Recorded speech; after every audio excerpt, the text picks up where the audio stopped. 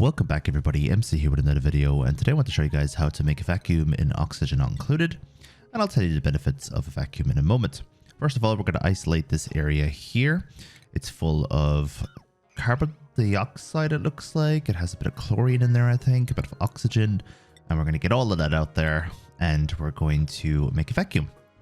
So I'm going to use sandbox mode just for demonstration purposes. We're going to put some gas pumps in here, and we're going to put the gas pipes into my exhaust pipe so that all of the nasty elements or gases end up in space, and that's not going to affect my base anymore. We're going to power it up, and we're going to let this pump all of those gases out. Obviously, you have to get your dupes to do this if you're not using sandbox mode, which takes a few extra moments, but it's not that big of a deal.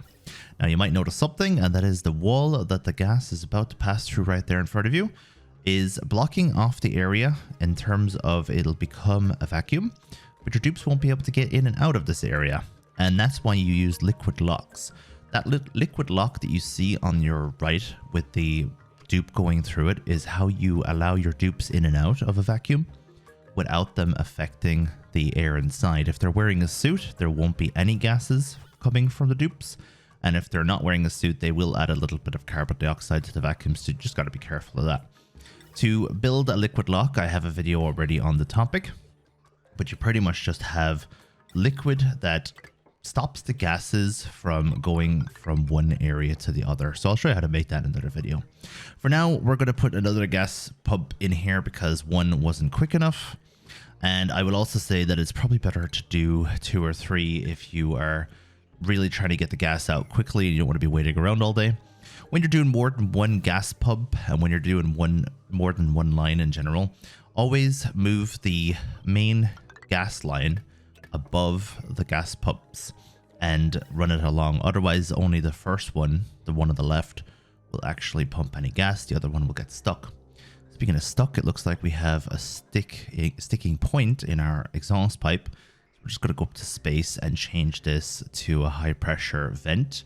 I won't be saving this after I use sandbox mode on it, so I will end up having to make a real one with my own resources later.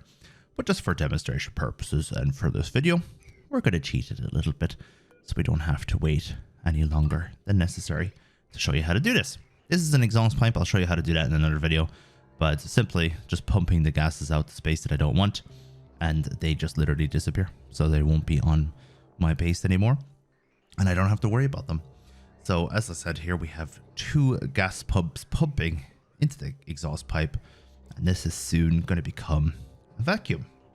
And when you do have your vacuum, the benefits of a vacuum is you can control what gases end up in the space. You want a vacuum that's full of oxygen? Now you can do it. You want a vacuum that's going to be full of CO2, or you want a room that's going to be full of CO2. Now you have it. Just like here, natural gas. The room on the left is more important than the room on the right. But what I've done here on the left is I've put in a gas pump just above a natural gas geyser. And this room was a vacuum.